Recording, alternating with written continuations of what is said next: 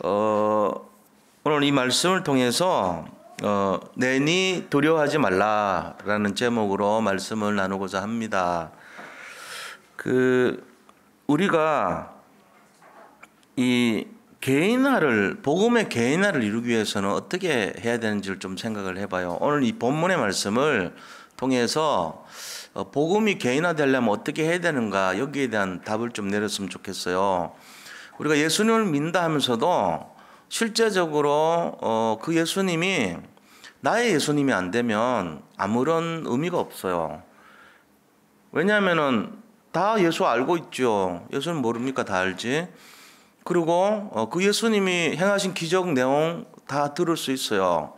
그런데 그 기적의 주인공인 예수님, 그 예수님이 행했던 모든 내용들이 그냥 이론으로 그치고 어떤 사실적인 내용으로 그친다면 그거는 내 인생하고는 전혀 관계가 없는 내용이 될 거죠.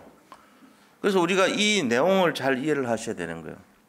예수님이 나한테 어떤 의미가 되는가. 물론 뭐 예수 믿으니까 나 예수님 맞죠. 그걸로 되죠. 그런데 나의 예수님 갖고는 안 돼요. 그럼 뭔 말입니까?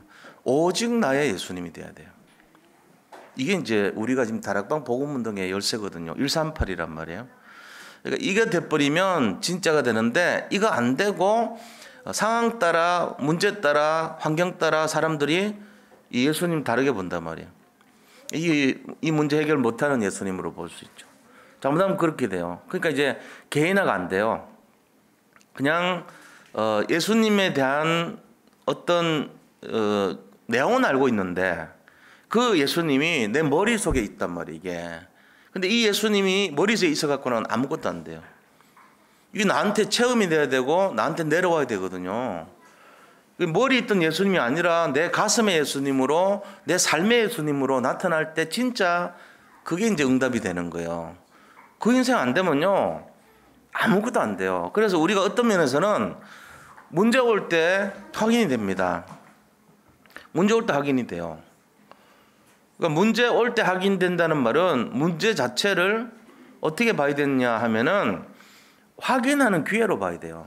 아, 내가 예수님이 내 삶의 예수님으로, 나의 예수님으로, 오직 나의 예수님으로 확인하는 모든 기회가, 그게 뭐가 되냐면은 바로 문제라는 거예요.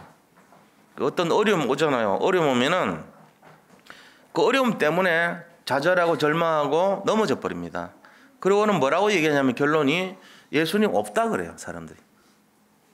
근데 실제적으로 예수님은 늘 계셨거든요. 하나님은 성령으로 지금도 역사하고 계시거든요. 근데 우리만 지금 착각하는 거예요. 우리만 환경 따라, 문제 따라, 사건 따라 예수님 있기도 하고 없기도 하고 이렇게 돼버려. 예수님은 원래부터 있었는데 우리가 자꾸 있다 없다 이래요. 찾았다 잃었다, 찾았다 잃었다 얘기 들었죠? 담뱃대 곤방대 있잖아요. 들고 가다가 건망증 심한 사람이 계속 그러면서 가는 거예요. 건방대 어디 갔지? 찾았네, 잃었네, 찾았네, 잃었네. 예수님이 있다가 없다가, 있다가 없다가. 지 탓이라, 이게. 자기가 그러는 거야, 자기가. 그러고는 예수님 탓하는 거야. 왜 예수님은 항상 있지 않냐고. 그게 예수님이 없는 게 아니고, 우리가 좀 잠깐 이상한 사람인 거예요, 알고 보면은. 그래서 자기 복음의 개인화라는 게 굉장히 중요한 열쇠입니다. 한 가지만 알아도 돼요. 하나님이 말씀으로 천지를 창조하시느라, 이것만 알아도 되는 거예요. 이 개인화돼 버리면 엄청난 일이 나거든. 사람들이 이거 안 믿거든요. 안 믿으니까 자꾸 딴 거 바라보는 거예요. 복음의 개인화 굉장히 중요한 거예요. 그래서 복음은 단순한 사실을 믿어야 돼요. 복잡하게 믿으면 안 됩니다. 예수를 믿는 방식에 두 개가 있어요. 여러 가지 이 사건 속에, 문제 속에 그 문제를 자꾸 해결해서 예수님을 찾으려는 사람이 있어요. 그럼 뭐하고 갔냐면은 예수님이 답인데 이 답을 찾는 방식이 이게 체험되고 이 문제 해결되고 저 문제 해결되고 이 문제 해결돼야지 예수님이 있다, 이게 생각하는 사람이 있고요. 아예 결론부터 예수님 잡아버린 사람이 있어요. 뭐가 더 맞는지 보세요. 1000가지, 10,000가지 문제가 있습니다. 세상에 100만 가지 문제가 있습니다. 그 문제를 다 해결해야만이 그리스도가 있다면 우리는 날마다 기도 제목이 너무 복잡합니다. 눈 뜨면서 아침부터 저녁까지 기도만 하고 있는 거예요, 하루 종일. 근데 응답이 없어. 계속 기도는 하고 이 문제 저 문제 하나님 천만 가지 문제 다 해결해 주세요 했는데 응답이 안 보여. 시간표가 있는데 됩니까? 우물가에서 성령 찾는 꼴이지. 그거는 마치 뭐하고 하냐면 태평양 바닷물을 다 건져내고 그 속에 빠진 목걸이 건지는 식이라. 그렇게 하면 안 돼. 물 다 건져내다가 일생 다 보내. 물 또 건져내면 다른 물이 또 들어와. 또 문제가 또 생겨. 이 병 문제 해결해 주시고 이 경제 문제, 이 문제, 저 문제, 돈 문제, 뭐 무슨 문제, 온갖 문제 다 해결해 주세요. 평생 그러다가 죽어. 그래가 확인되면 그리스도 믿어 그 사람. 일평생 그 짓 하다가. 그럼 불신앙이라 그래 그걸. 그럼 어떻게 하냐. 무조건 내가 그리스도 잡아버려. 물에 뛰어 들어가가지고 그리스도를 잡아내는 거예요. 그러고는 이 그리스도가 모든 문제 해결자 키라는 걸 알고 그거에 집중해. 일평생. 답이 오건 말건 문제 해결되건 말건 관계없이. 이거를 복음의 개인화라 그럽니다. 이 결론 내리시기 바랍니다. 자, 그러면 그 사람이 가난할 수 있어요. 예. 그 사람이 살아가면서 때로는 감옥 갈 수 있어요. 때로는 왕한테 쫓겨다닐 수도 있어요. 용광로에 들어갈 수도 있다니까. 때로는 막 군대가 와가지고 자기 죽이려고 막 군대가 와가지고 자기 죽이려고 그래. 예를 들어 우리가 가만히 있는데 집에 잠자고 있는데 군대가 와가지고 나를 포위해 우리 집을.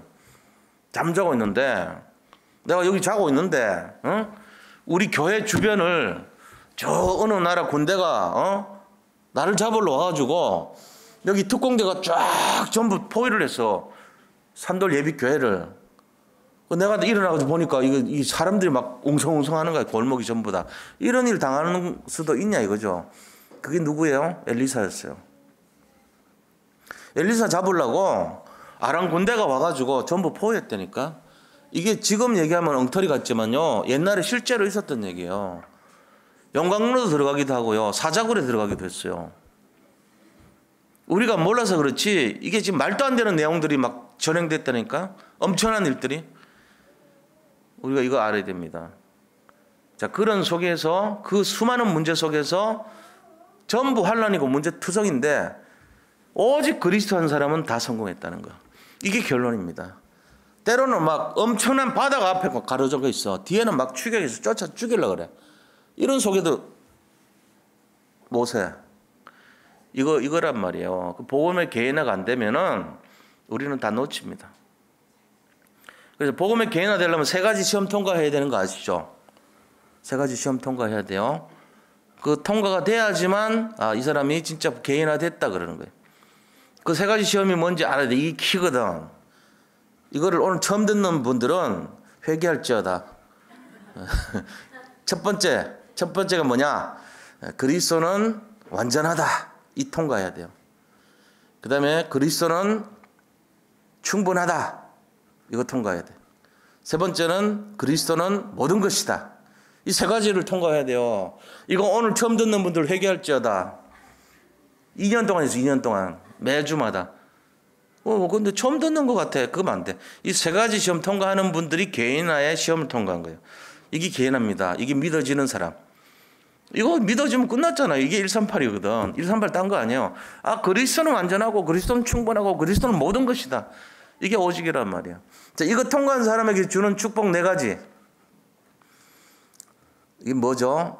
나의 전도가 회복됩니다. 나의 복음이 회복됩니다. 나의 기도가 회복됩니다. 나의 말씀이 회복됩니다. 이거 통과한 사람에게 주는 거예요. 그게 이제 이 네 가지 축복이 오는 거예요. 내게 되는 거 전부 다. 기도도 전도도 말씀도 복음도 전부 내게 돼. 이제 그게 개인화라 그래요.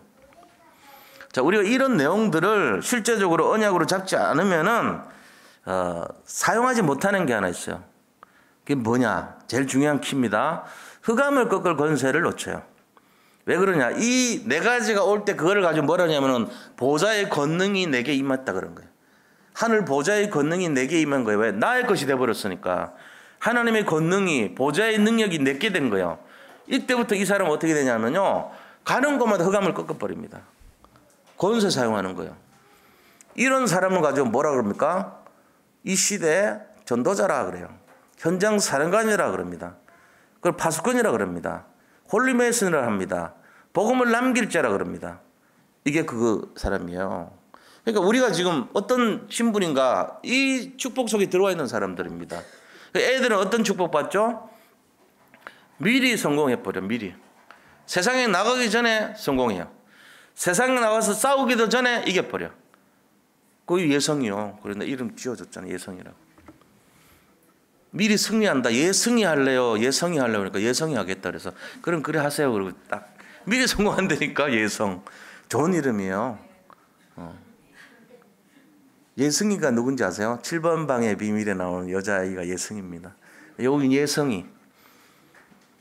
딱 보면 이제 앞으로 승리할 수밖에 없지. 성공할 수밖에. 이게 노바디의 응답이에요. 바로. 누구도 할 수 없는 일을 하는 거예요. 아무도 못하는 일을 하는 사람. 아무도 못 가는 것을 가는 사람. 아무도 못 보는 것을 보는 사람. 이게 차세대 주자들이 가질 응답이란 말이에요. 이 개인화의 축복이란 말이에요. 그죠? 이거 해야 됩니다. 자, 그러면은 개인화의 결과는 어떻게 됩니까? 하나님과 소통이 일어나죠. 하나님의 능력이 나의 능력이 됩니다. 하나님의 소원이 나의 소원이 됩니다. 하나님의 원하시는 뜻과 계획이 내 것이 됩니다. 언약 성취해버려요. 이런 응답이 온다는 거예요. 그래서 오늘 내가 복음으로 내가 내게 되겠구나. 이게 복음의 개인화입니다. 복음의 개인화의 축복 누리시기 바랍니다. 자, 그렇다면 오늘 본론에 들어가서요. 오늘 본문도 똑같아요. 지금 지난주 우리 뭐 얘기했어요? 베세다라는 곳 있잖아요. 예수님이 사역을 많이 했던 곳입니다. 베세다 하면 생각난 거 있죠? 오병이어의 기적이 나타났던 곳이죠. 지난주 5장에서 베세다 했잖아요. 남자들만 5,000명, 그죠? 여자들하고 어린아이는 빼고 5,000명 먹였더란 것이에요. 그래서 50명씩, 100명씩 앉아가지고, 오병이어가지고 나눠줬는데, 어떻게 돼요?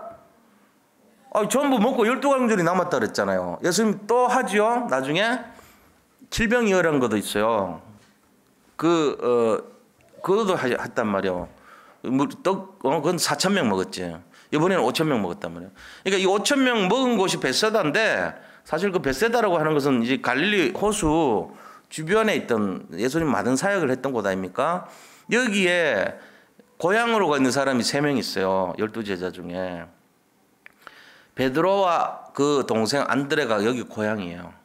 그리고 빌립이라는 사람 있잖아. 바돌로메 부른 빌립. 이런 사람이 다 여기 고향이란 말이에요. 그러니까는 강가의 어부들 출신 아닙니까? 근데 그 옆에 동네가 또 있어. 그게 가버나움이요. 오늘 지금 이제 배 타고 가는 곳이 가버나움 가는데 거기는 베드로하고 안드레 집이 있어요. 고향은 이제 거기인데 옆으로 좀 떠나서 살았던 거예요. 자, 여기서 이 베세다에서 오병이 기적 베푸고 나서 지금 예수님이 이 사람들이 먼저 가라 그러고 예수님은 올라가서 산에서 기도하러 간 거예요. 그러고 있는데 그쪽에서 한 10리쯤 걸어갔어. 10리쯤 가다 보니까 거기서 이 새벽, 그러니까 사경이라고 했거든. 사경이라는 게 뭐를 말하냐면은 새벽 4시부터 아침 동줄 때까지 사이를 사경이라 그럽니다. 사경쯤 돼가지고 새벽에, 그러니까 우리 새벽 기도할 때쯤 됐죠. 예수님이 산에서 내려와가지고 이 물로 이렇게 걸어가시는 거예요. 그래가지고 한 10리쯤 갔거든요. 지금 배 상황을 보면 베세다에서 가버나움 있고 그다음 그 옆에 게네사렛이 있단 말이에요. 그러니까 그쪽으로 향해서 배가 가고 있어요. 가버나움으로 가는 거예요. 바로 옆이지. 근데 배로 가신 거예요. 건너편이 아니고 옆길로 간 거예요. 지금 가고 있는데 문제는 예수님이 바다로 걸어오신 거예요. 10리길을 좀 갔는데 4km를 갔는데 그거를 따라서 이렇게 걸어오신 거예요. 새벽에. 놀랍지 않습니까? 이런 상황이에요. 그걸 보고 마태복음 14장에 보면은 베드로가 예수님 정말 만약에 내가 걸을 수 있으면은 여기를 걷게 해달라고 나를 오라고 얘기해달라고 합니다. 그럼 이제 내려가죠. 내려갔는데 파도가 많이 치고 하니까 무서워가지고 빠져요. 그러니까 왜 믿음이 적은 자들아 그러면서 나무라죠. 그런 사건의 지금 배경입니다, 이게. 자, 그럼 우리가 여기서 이거를 내용을 좀 보자는 거예요, 본론에. 첫 번째입니다. 이유가 있는 고난이요. 이유 있는 고난. 뭐냐면 오늘 16절에서 18절 보세요.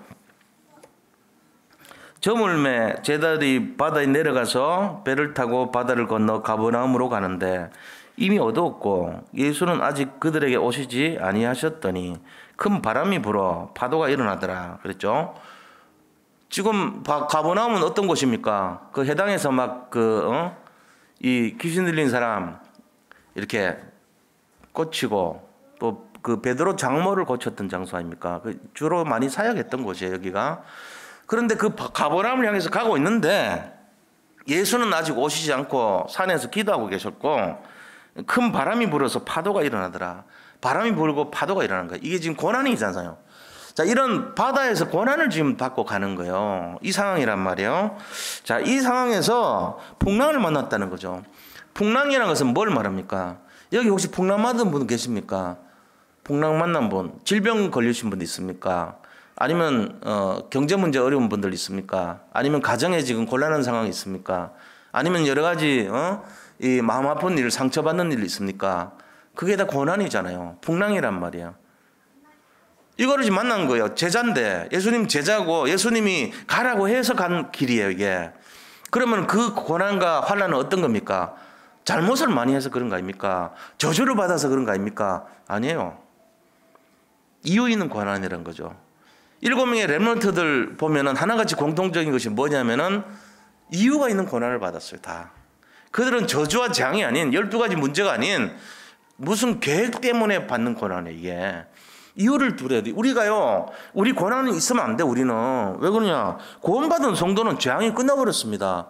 12가지 재앙이 우리한테 올 수가 없어요. 크레파스가 물에 졌습니까? 우리는 그리스도라고 하는 크레파스로 치를 해놨는데 이미 그걸로 끝난 거예요. 재앙 끝났습니다. 고난 끝났습니다. 근데 왜 12제자가 예수님 말씀 따라가는데 병 걸리고 돈 문제 생기고 가정 문제 생기고 경제 문제, 미래 문제, 자녀 문제 왜 생깁니까? 고난 아닙니까? 고난 아니에요. 그걸 고난으로 보는 사람이 고난이요. 그게 문제라. 그 사람이 문제라. 문제는 항상 언제 있냐? 문제를 문제로 보는 사람이 문제라. 문제 끝난 걸 믿으시기 바랍니다. 이게 없으면요 개인화가 안 된 거예요. 그리스도가 나의 그리스도가 아니고 나의 복음 안 된 사람은 문제투성이야 아직도. 맨날 자기 거밖에 몰라. 그리스도하고 나는 상관없어. 복음은 복음이고 나는 나다 이거야. 그게 법정 스님 아닙니까? 예를 들면 산은 산이고 물은 물이다. 그 맞는 말 했어. 틀린 말 했지. 복음은 복음이고 나는 나다 이래 사는 사람이라 그 사람은. 그거 아니요. 내가 복음이고 복음이 내가 되대. 믿으시기 바랍니다. 그리스도가 내 속에 들어와 있고 내가 그리스도 안에 들어가 있어야 되는 거예요. 그 사람이 무슨 문제가 있어요? 예수님이 그 문제 때문에 고통받습니까? 절망합니까? 어려움 겪습니까? 두려워합니까? 무섭습니까? 그렇지 않습니다. 다 끝냈습니다. 완성하신 거예요. 그럼 지금 이 문제는 뭡니까? 이유 있는 고난입니다. 무슨 이유가 있는데요? 내가 복음을 더 오직되게 하고 진짜 그리스도를 알고 그리스도를 체험하고 그리스도를 누리게 하기 위한 내용이라는 거예요. 그걸 아셔야 돼요. 우리가 이런 내용을 모르면요 요셉 이해 못합니다. 왜 요셉은 그렇게 왕따를 당하고 팔려가고 그 다음에 감옥 가고 모함을 받고 그 다음에 2년 동안 잊어먹고 계속 힘듭니까? 이해를 못하는 일이죠. 다윗은 뭘 잘못했길래 나라를 구했는데도 쫓겨다니고 그렇게 고통받게 만듭니까? 하나님 억울합니다. 억울합니다. 그럴 수밖에 없죠. 그게 아니에요. 이유 있는 고난을 안다면은 이것은 언약을 성취하는 과정인 줄 믿으시기 바랍니다. 다시 말하면 복음을 개인화하는 과정이에요. 지금 나에게 어려움이 옵니까? 큰 어려움 오면 큰 그릇 만드는 과정입니다. 불이요 800도에서 생성되는 쇠를요 무쇠솥이라 그래요. 1000도에서 만들어지는 쇠 있잖아요. 그거는 일반적인 솥을 만드는 겁니다. 무쇠 말고 그냥. 근데 1400도에서 만들어지는 그릇은요 스테인레스라 그래요. 스테인레스 그릇. 스테인이라고 해요. 스테인. 스테인레스라는 말은 뭡니까? 스테인이라는 말이 녹이란 뜻입니다.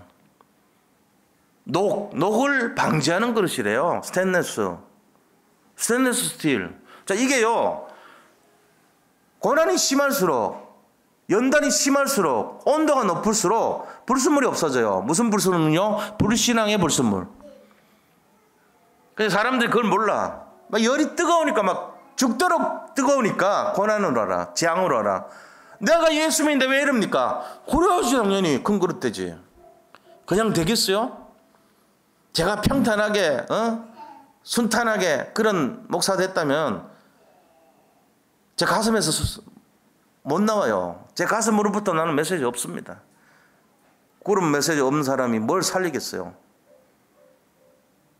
실제가 돼야 되지. 살려야지. 그게 돼야 되지. 여기 큰 그릇 되려는 사람들은요, 큰 어려움 당했어요. 그거 보면 사실이에요. 일부러 문제는 만들지 말고 오는 문제를 정말로 하나님 앞에서 오는 문제를요, 기쁨으로 맞이하시기 바랍니다. 하나님이 지금 연단하는 과정이라는 것은 인내를 낳고 소망을 쌓아서 그릇을 만들어가는 상이에요. 이거를 잘못 오해해가지고 예수님 믿어도 소용없어. 문제는 더 커. 왜 이렇게 안 되는 거야? 이렇게 자꾸 해석하는 사람은 어린아이 신앙입니다. 아직 어릴 때 모르거든. 병원 가서 치료받을 때 아픔이 있어야지 낫는다고요. 그렇잖아요. 아픈 가정 거치지 않고 어떻게 낫겠어요? 그 아픔이란 과정이 뭔데요? 그 상처를 치료하는 과정이에요. 우리가 지금 당하는 고난이 클수록 어떤 면에서는 나중에 보시기 바랍니다. 몇 년 뒤에 보시기 바랍니다. 아, 이것 때문에 내가 주님께 집중했구나. 이것 때문에 내가 제자가 됐구나. 이것 때문에 내가 복음으로 괴인화 됐구나. 그걸 발견할 줄 믿습니다. 이거 하셔야 돼요. 자, 그 다음에 두 번째. 자, 이유 있는 고난을 알았다면 두 번째. 바다 위로 걸어오신 예수님이에요. 바다 위로. 지금 예수님이 이 바다는 갈릴리 바다를 말해요. 이 갈릴리 바다 이름 많죠? 뭐라 그럽니까? 갈릴리 바다. 또 게네사렛 호수라고도 해요. 게네사렛. 그 바로 가베나움 옆이 게네사렛이거든. 게네사렛의 구약시대 때 이름이 뭔지 아세요? 긴네렛이라고 해요. 긴네렛. 긴네렛 뜻이 뭡니까? 비파란 뜻. 비파. 비파 알죠? 이렇게. 이렇게 사랑처럼 해가지고 밑에도 올라온 사과같이 생긴 거 비파. 치는 거. 하프. 그 비파호라 하프호란 말이에요. 하프처럼 생겼다고. 옛날 하프는 이렇게 생겼어요. 요새 하프는 이렇게 삼각형이지만 옛날 하프는 이렇게 생겼다고. 호수 모양이 긴네렛 그 비파같이 생겼다고 비파호라 그랬어요. 그 이름이 게네사렛이라. 가버나움이라는 뜻은 뭐예요? 그 어부 옆이잖아. 그 지명 이름이거든.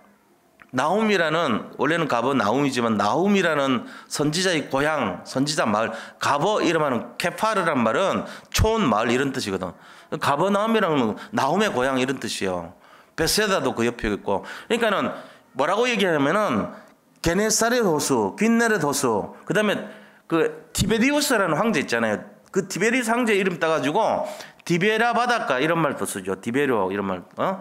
그 말도 다 쓴다고. 그 다음에 또 뭐라고 해요? 갈릴리 옆이라고 해서 갈릴리 호수라고도 합니다. 그 이름이 되게 많아요, 이게. 어떨 때는 호수, 어떨 때는 바다 이래 했다고. 근데 지금은 바다로 표현했죠. 너무 크니까, 넓으니까. 이 바다를 건너오신 거예요. 그 긴 곳을. 10리길을 걸어서. 자, 뭐 때문에 와요? 풍랑을 없애려고 오는 거죠. 예수님 오시자마자 풍랑이 이제 회복됩니다. 그죠? 근데 그게 뭐죠? 우리에게 멀리 계신 예수님이 찾아오시는 것은 뭘 말하는 거예요? 내가 가는 것이 아니고 그분이 나를 찾아오는 것입니다. 이게 임마누엘입니다. 종교는요, 내가 찾아가는 것이지만 예수님께서 오시는 것을 복음이라고 합니다. 복음되어야 돼요. 우리가 찾아가는 것이 아니에요. 예수님이 우리를 향해서 오시는 거예요. 이게 복음의 내용입니다. 지금 바닷길을 걸어오신 예수님, 19절에서 20절 보니까 물 위를 걸어오십니다. 그것도. 이 기적을 통해서 원하시는 뜻이 뭡니까? 바로 예수님이 하나님이신데 이 땅에 내려오셨다는 것을 나타내시는 거예요. 믿음을 돕기 위해서 그렇게 하신 거예요. 다른 이유는 없어요. 믿음을 돕게 하기 위해서 오셨다는 거예요. 이거를 잘 이해하셔야 되겠죠.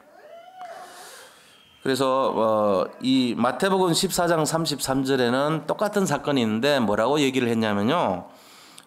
이 제자들이 그제서야 예수님께 절을 합니다. 절을 하면서 하는 말입니다. 진실로 하나님의 아들이로소이다. 이렇게 말을 하죠. 이제 기적을 보고 했지만 그들의 믿음을 도와주신 거예요. 예수님이. 직접 찾아오셨어요.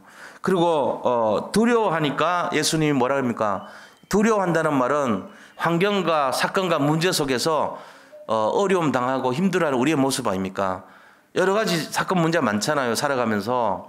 예수님을 믿는다면서도 여러 가지 어려움들 많아요. 왜 그렇습니까? 내 때문에 그래 사실은. 내가 지금 어떤 면에서 욕심이 많고 내가 문제를 일으키고 내가 관리를 못해 그래서 오는 병이거든 다. 질병도 그렇고 여러 가지 어려움도 다 전부 내 탓이 맞아요. 그러나 그럼에도 불구하고 왜 두려워하냐? 이유가 뭔지 아세요? 영적인 분별력이 없는 거예요. 진짜 내가 예수님 결론 나버리면 개인화됐다면 그 문제를 안 봅니다. 예수님께 다 맡겨버립니다. 어차피 세월 지나면 다 회복되게 돼 있거든요. 근데 그 당시에 문제가 문제로 여겨져 가지고 막 어떤 사람은 죽기도 하고 자살도 해버리고 그 다음에 막 망가뜨리기도 하고 더 큰 문제 일으키기도 하고 더 막 절망하기도 하고 좌절하기도 하고 마음으로 심령으로 위축되기도 하고 이래 됐단 말이에요.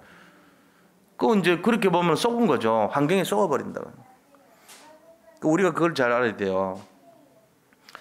지금 하나님께서 원하시는 것은 영적인 분별력을 갖추기를 원하세요.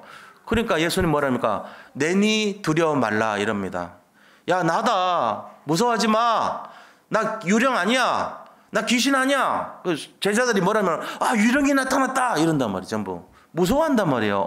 사람이 어떻게 걸어오냐 이거죠. 그러니까 그걸 보면서 예수님이구나 하나님이신데 저거 못하냐 이래야 되는데 그런 믿음이 개인화가 안 된 거야 아직. 복음의 개인화가 안 됐기 때문에 어떤 문제를 볼 때마다 그거를 어떻게 해석합니까? 자기 주관적인 지난날의 기준으로 세상의 기준으로 예틀로 자기가 지금까지 봤던 그 선입견으로 해석을 다 해버린 거예요. 그러니까 10명이 모이면 10가지 의견이 다 다릅니다. 근데 우리는 거기서 뭘 봐야 되냐면 그 사람이 어떤 영적 상태를 갖고 있는가를 봐야 돼요. 전부 해석하고 나타내는 주장하는 것이 전부 세상적이라 알고 보면은 이게 예틀이거든. 예틀이 뭐죠? 이 로마의 속국으로 된 상태, 속국 사상, 그 다음에 애굽의 노예 상태, 노예 사상, 광야에 체질된 광야 사상, 그 다음에 이 블레셋 아수르에 공격받은 포로 사상, 공격 사상, 상처받 사상 이걸로 막 시달리고 쪄들어 있는 게 우리 상태요. 그 눈 가지고 또 무서워해. 예수님 보니까 또 아주 유령 아니냐. 그 사상 갖고 해석한 거예요. 개인화되면 어떡합니까? 하나님 예수님이 나타나셨군요. 대변할 건데 뭐를 한 거예요. 그래서 이제 그제서야 제자들이 예수님 당신은 과연 하나님의 아들이십니다. 이 고백했단 말이에요. 이게 뭐냐? 새 틀이거든요. 복음을 발견한 거예요. 옛틀과 새 틀로 이 눈을 가지고 보세요. 여기 계신 분들도 똑같습니다. 제가 무시하는 게 아니고 죄송한 얘기지만 어떤 사건이 일어났을 때 그 사건에 대한 해석, 내용 전부 인간적입니다.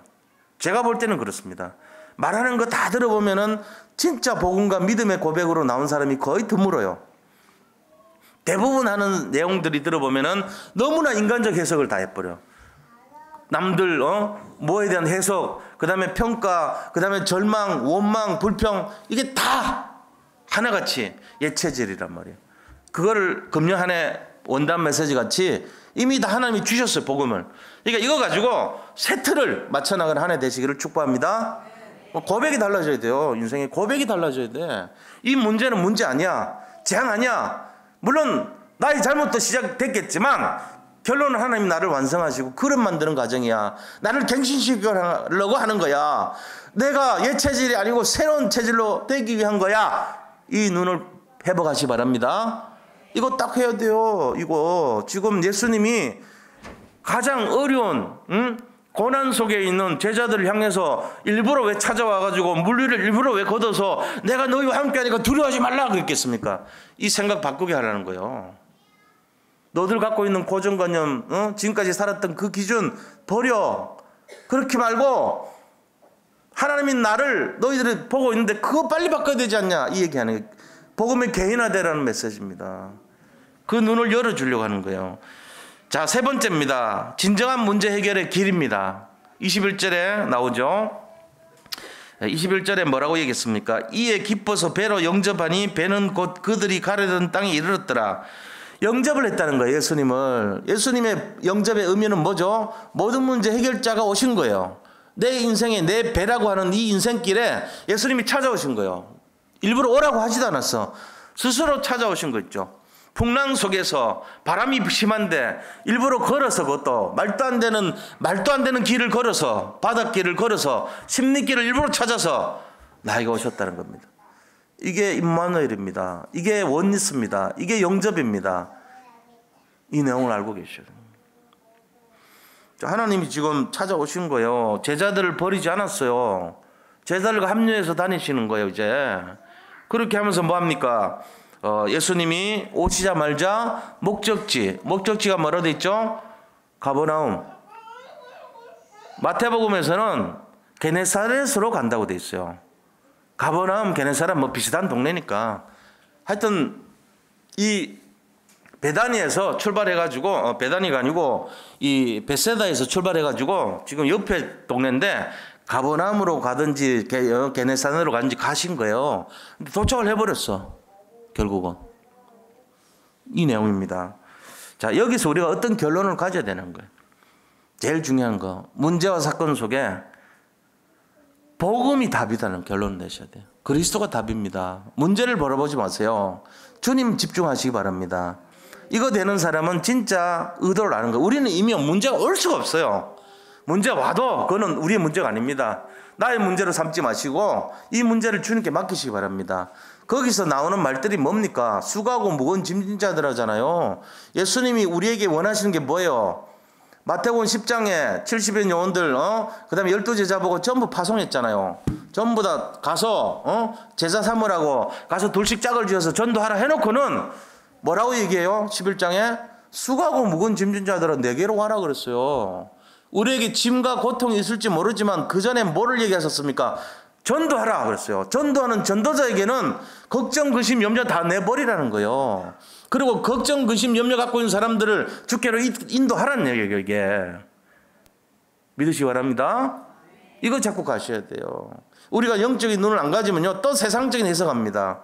여기 아무리 있어봤자 뭐합니까? 내게 안 되는데 나가면 또 자기 생각으로 사는데 그건 의미가 없어요. 나의 복음, 나의 기도, 나의 전도, 나의 말씀 안 되면은 아무런 역사 안 일어납니다. 목사를 할지라도 똑같습니다. 전도사를 할지라도 뭐 똑같겠죠. 안 돼요. 내게 될 때 응답 보는 거예요.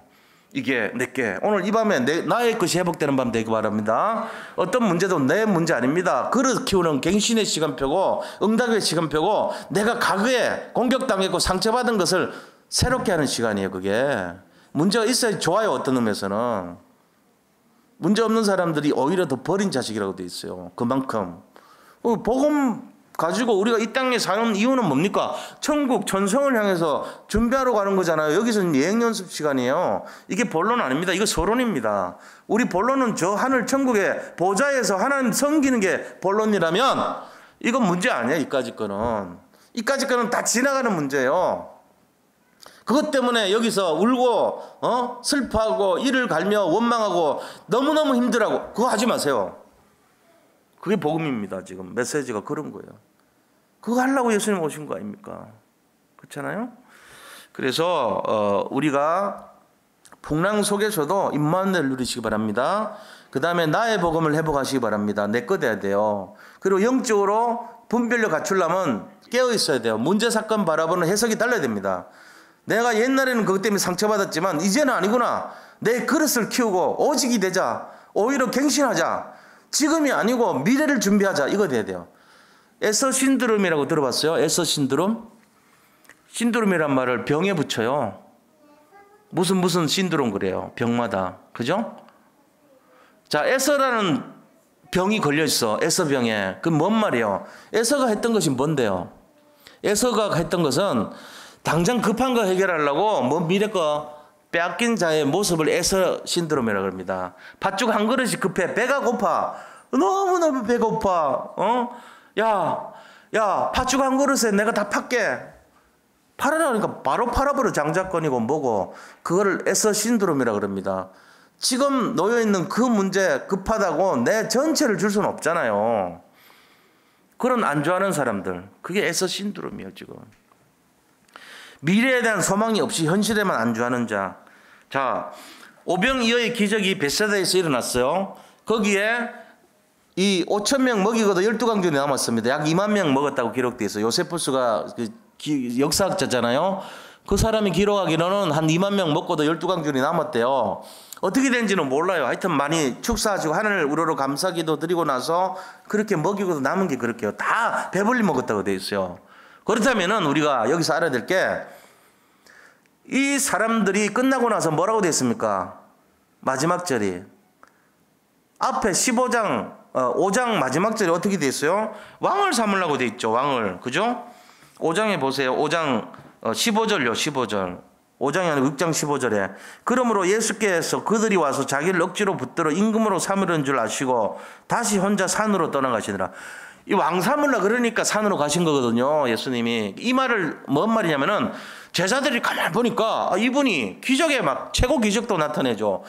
배고픈 것도 해결해 주죠. 병도 막 고쳐버리죠. 그 다음에 또 뭐 하냐면은 왕으로 삼으려는 거예요. 진짜 유대인의 왕이구나 이 생각하니까 뭔 생각 들어요? 욕심과 동기가 일어나는 거예요. 우리가 한 자리 좀 해봐야 되겠구나. 이제 예수님이 왕 되려나 보다.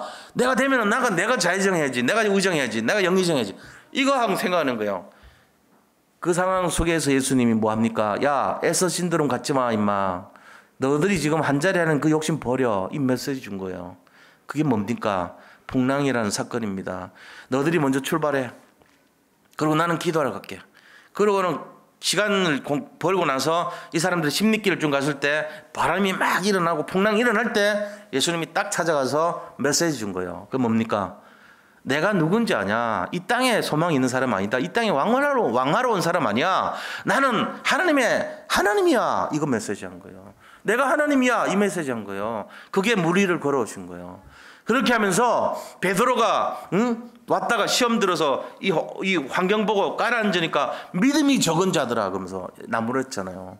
왜 너들 믿음이 그 모양이냐? 현실 바라보고 안주하려고 그러고 왕 밑에 신 하나 되려는 그만 버려. 이 마음으로 지금 가신 거예요. 메시지가. 뭔가 안주하려고 하는 그거 깨닫게 해주신 거예요. 그거 하지 마라. 이 세상의 욕심의 그 동기에 그런 거 마음 치우치지 마. 이 메시지 딱 주신 거예요. 우리가 뭘 잡아야 됩니까? 언약 잡아란 말이에요. 나의 복음을 회복하시기 바랍니다. 나의 그리스도 안 되면 안 됩니다. 그리스도가 이 땅에 오신 이유를 집중하셔야 돼요. 그래서 우리가 해야 되는 게 이번 주 강단 같이 때를 얻든지 못 얻든지 너희는 만민에게 복음 전하는 거예요. 복음을 전하고 전도자의 사명을 감당하라 그랬죠. 거기에 방향을 맞추기 바랍니다. 승리하시기를 축복합니다. 그래서 여기 계신 분들은요 어떻게 생각해야 되냐면은 결론 난 분들이에요. 결론이 났다고. 그래서 우리는 어떤 문제로 보면 안 됩니다. 전부 큰 그릇으로 준비하는 시간표입니다. 정말 믿으시기 바랍니다. 위로가 아니에요. 진짜 사실이에요. 이 시대 76억 인구 중에 복음하는 사람이 많지 않습니다.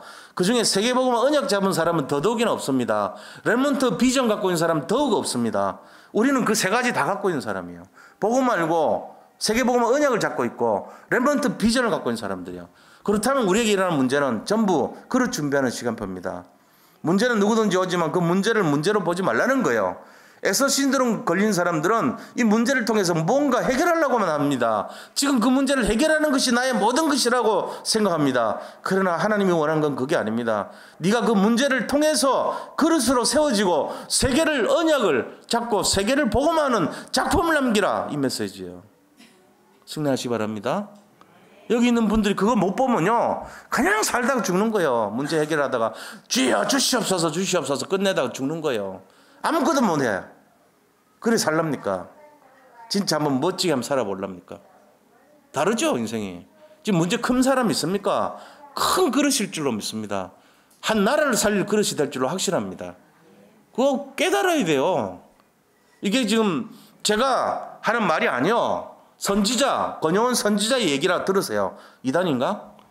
선지자가 그런 거 아니요. 우리의 미래를 예측하는 거 아니요. 그게 선지자요. 이거 눈 안 열리는 사람들은 문제 맨날 밥도 못 먹어, 잠도 못 자, 시달려갖고. 그럼 벗어나세요. 오늘 이 밤에. 축복합니다. 다 주셨습니다. 승리하시기를 축원드립니다. 우리 같이 기도하고 오늘 이 밤에 승리하시기 바랍니다.